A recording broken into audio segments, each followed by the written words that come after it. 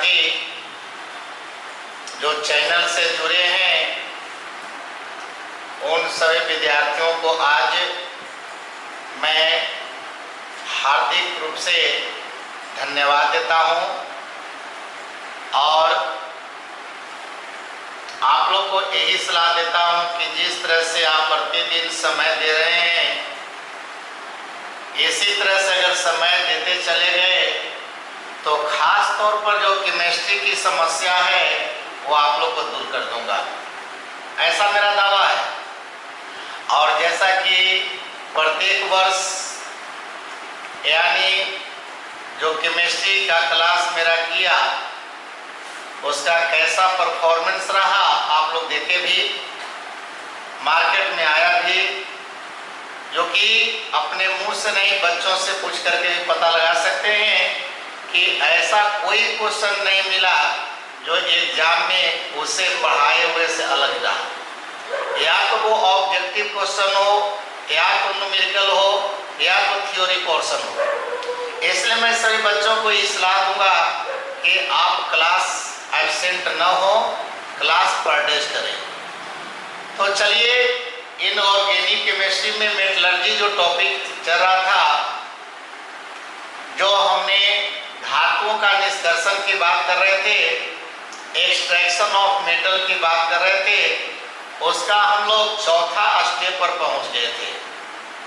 यानी बता रहे थे कि जारित या निस्तापित अयस्क जो ऑक्साइड के रूप में होता है, उस ऑक्साइड से धातु प्राप्त करने के लिए हमें प्रद्रावण या अपकरण करने की जरूरत पड़ गया था, जिसका एक टॉपिक हमने कल डील किए थे कि वैसे तत्व जिनकी रासायनिक क्रियाशीलता न कम होता है न ज्यादा होता है, मतलब मॉडरेट होता है, मध्यम श्रेणी में आते हैं, वैसे धातुओं का अपकरण करने के लिए अपकारक के रूप में हमने कार्बन या कार्बन मोनोऑक्साइड का चयन किया था।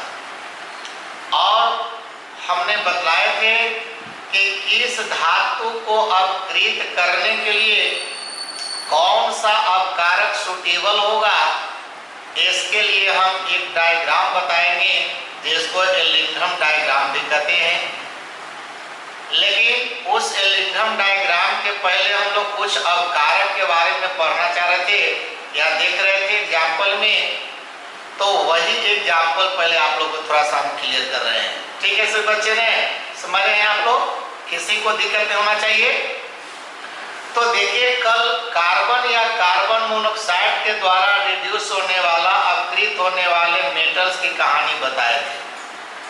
लेकिन हमने ऐसा में बात जाते जाते बताए थे कि कुछ ऐसे मेटल्स हैं जिसको अपकृत करने में कार्बन या कार्बन मोनोऑक्साइड ये दोनों थोड़ा सा दिक्कत करता है, या काफी ऊर्जा की आवश्यकता होती है, काफी ऊष्मा की आवश्यकता होती है, जो आर्थिक दृष्टिकोण से महंगा पड़ता है।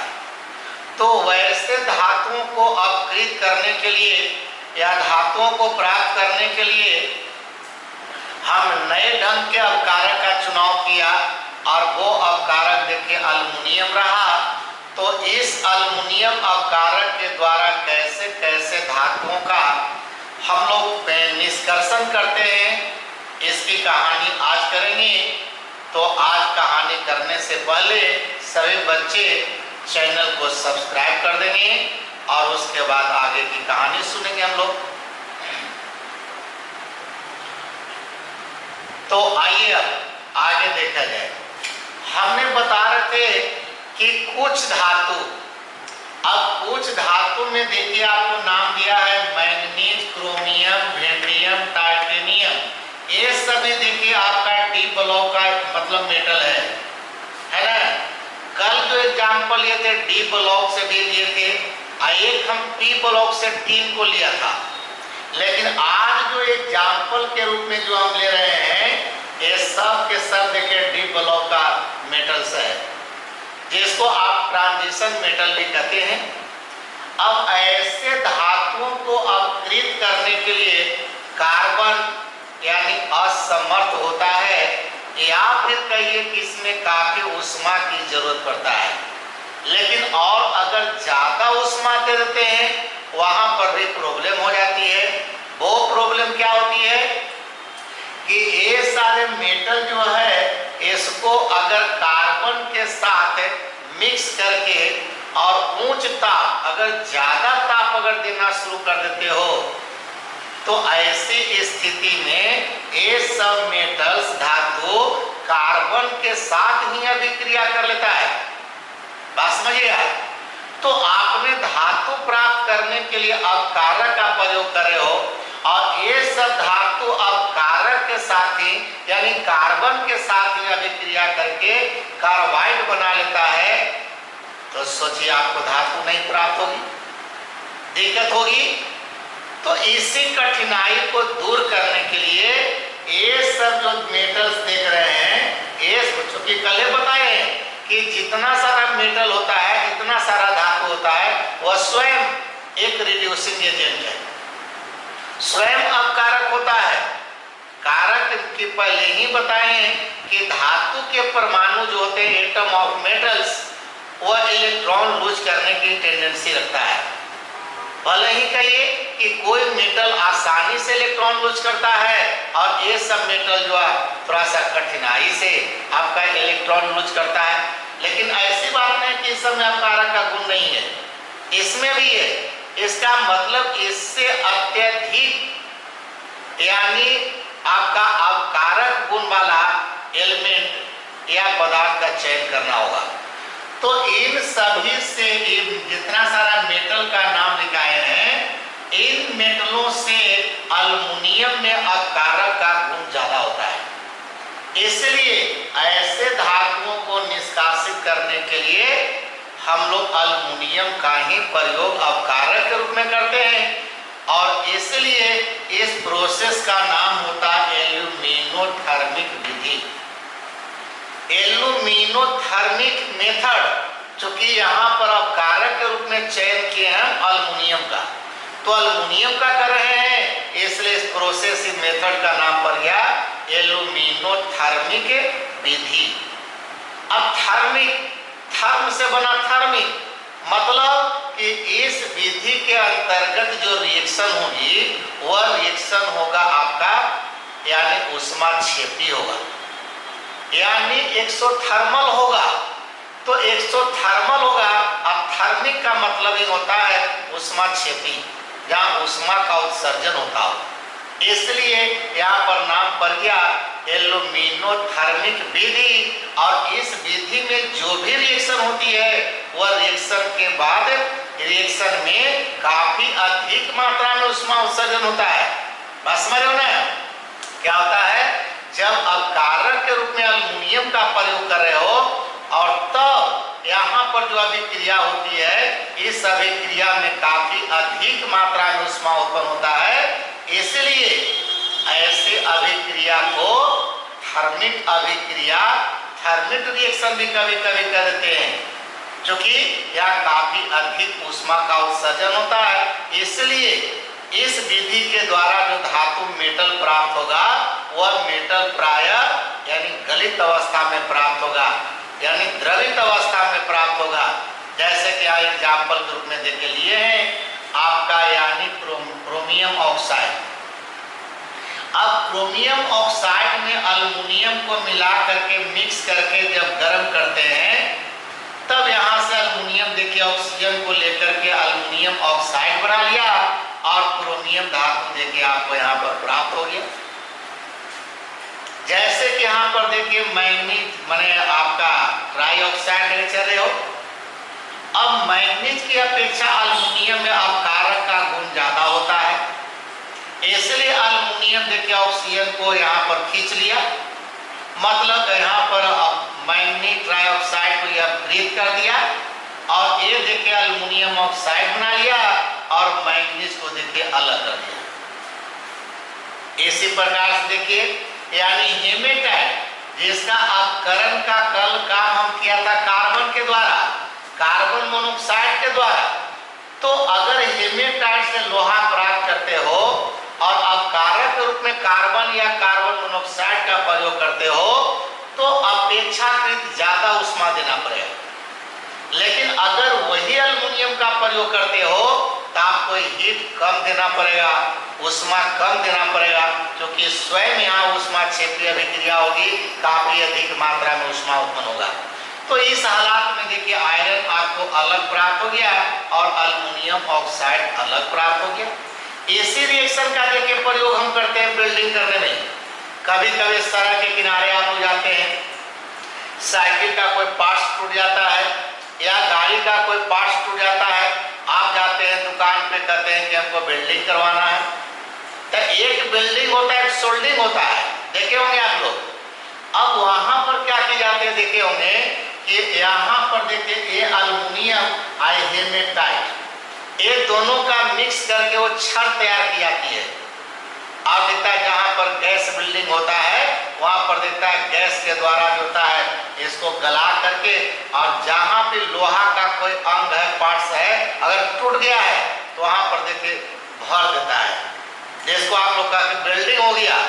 तो बिल्डिंग करते समय यही एल्युमिनियम और हेमेटाइट ये दोनों के मिक्सचर का प्रयोग किया जाता है। बात समझ गया होगा।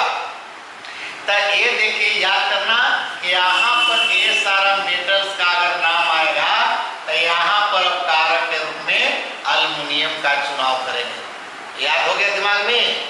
लेकिन अब देखिए इसके बाद मान लेते हैं कि ये सब तो डी ब्लॉक का मेटल था, लेकिन आप लोग को बताया है कि एस ब्लॉक का जो मेटल होता है वह एकदम प्योर मेटल होता है और काफी अधिक क्रियाशील होता है। ये सब बच्चों को पहले बताए थे। तो यानी कि एस ब्लॉक में आता है दो प्रकार की धातु, एक आता है अल्कली मेटल्स और दूसरा अर्थ अल्कली मेटल्स, यानी जिसको कहते हैं क्षार धातु और क्षारीय मृदा धातु। ये दोनों धातु जो होता है आपका एस ब्लॉक का मेटल है। किस ब्लॉक का है? एस ब्लॉक का मेटल, समझ रहे हो। और एस ब्लॉक का जितना भी मेटल होता है वह मेटल का जो ऑक्साइड होता है वह काफी यानी सेचुरेट होता है, अस्थायी होता है। ये जल्दी किसी अपकारक के द्वारा ये अलग होने वाला नहीं है। क्योंकि आप जानते हैं कि इस ब्लॉक में जो मेटल है उससे अधिक अपकारक गुण कोई और मेटल नहीं रखते हैं और कोई एलिमेंट नहीं रख सकता है। कार्बन देखा, कार्बन मोनोऑक्साइड देखा, एल्युमिनियम देखा, ये सब में रिड्यूसिंग एजेंट का गुण है, बट ये समझिए कि क्षार धातु और क्षारीय मृदा धातु की अपेक्षा अपकारक का गुण कम है।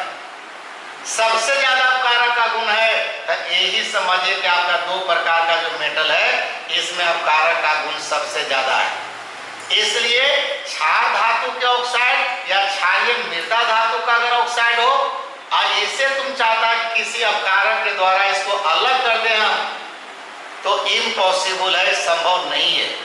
उसी तरह से वो आता है एल्युमिनियम, तो जो ऑक्साइड से एल्युमिनियम प्राप्त करते हैं, तो यहाँ पर भी याद करना कि एल्युमिनियम ऑक्साइड में अगर कोई अपकारक डाल करके अपकृत कर दें वह भी उतना आसान नहीं है।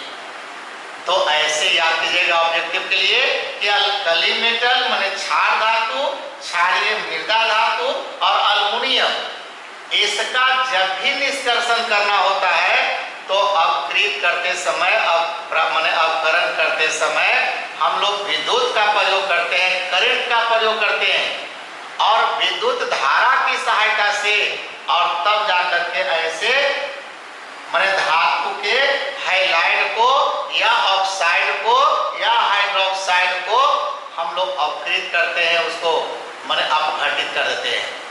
किसकी सहारा लेकर के? विद्युत धारा की सहारा लेकर के विद्युत ऊर्जा का प्रयोग किया।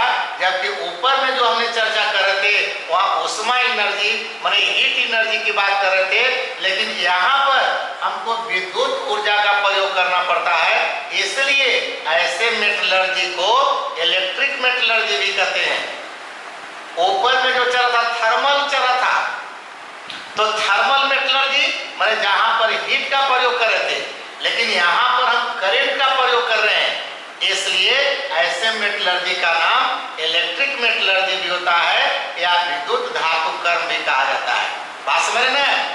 तो यहाँ पर कोई पूछ देता है कि इलेक्ट्रिक मेटलर्जी का मतलब क्या होता है, तो वहां पर यही बताइएगा कि अगर मतलब मेटल के हैलाइड ऑक्साइड से मेटल प्राप्त करने के लिए अगर विद्युत ऊर्जा का प्रयोग किया जाता हो तो ऐसे मेटलर्जी का नाम इलेक्ट्रिक मेटलर्जी होता है। और इलेक्ट्रिक मेटलर्जी के लिए देखिए वो हम एग्जाम्पल लेके चले हैं, यानी रॉक साल्ट जिसको आप लोग नमक कहते हैं। अब इस नमक में देख रहा है कि आपका सोडियम धातु है। अब कहे कि सोडियम क्लोराइड से सोडियम प्राप्त करना हमको है, तो समझिए इसको गर्म करके या अपकारक के द्वारा आप इसको अलग नहीं कर सकते हैं। तो ऐसे हाइलाइट को क्या करते हैं, पहले गलित अवस्था में लाते हैं, गलाते हैं। गलाने के लिए इलेक्ट्रिक हीटर का प्रयोग करते हैं। और जब गल जाता है, अगर आसानी से न गल रहा तो कोई गाला का प्रयोग भी करते हैं और गला करके अब तब उसमें करंट प्रोवाइड करते हैं। जब करंट प्रोवाइड करते हैं तो ऐसी स्थिति में या तो हाइलाइट के रूप में रहे या ऑक्साइड के रूप में रहे, वह दो आयन के रूप में टूट जाती है। और दो आयन के रूप में जब टूट जाती है तो उसमें एक आयन जो होता है वह कैथोड के ऊपर चला जाता है और दूसरा एनोड के ऊपर चला जाता है। इसी क्रिया का नाम होता है इलेक्ट्रोलाइसिस, जिसको कहते हैं विद्युत अपघटन। और जिस बर्तन में काम करते हैं उसी को विद्युत अपघटनी सेल कहते हैं। तो विद्युत अपघटनी सेल में ले करके और ऐसे यौगिक को गला करके और करंट प्रवाहित करते हैं। करंट के प्रभाव से वो यौगिक आयन के रूप में टूट जाता है। तो यहाँ जब भी आयन मिलेगा तो किस तरह के, दो तरह के आयन मिलेगा। विद्युत अपघटनी सेल जो पढ़ाए थे फिजिकल केमिस्ट्री में, उसमें देखता है दो इलेक्ट्रोड का प्रयोग किया जाता है, जिसमें एक कैथोड का काम करता है और दूसरा एनोड का काम करता है। तो इसमें एक आयन कैथोड के ऊपर जाता है, दूसरा एनोड के ऊपर जाता है। एक जगह अपकरण होता है, एक जगह ऑक्सीकरण होता है, आपको धातु प्राप्त हो जाएगा। तो इसके लिए हमने कल एक बाइक डायग्राम यानी फिगर बनाएंगे और कैथोड और एनोड पर कौन सी क्रिया होती है उस क्रिया का रिएक्शन भी दर्शाएंगे। फिलहाल आप लोग इतना तक आज कंप्लीट करेंगे, उसके बाद अगले दिन फिर मिलेंगे। सभी बच्चों को धन्यवाद, गुड नाइट।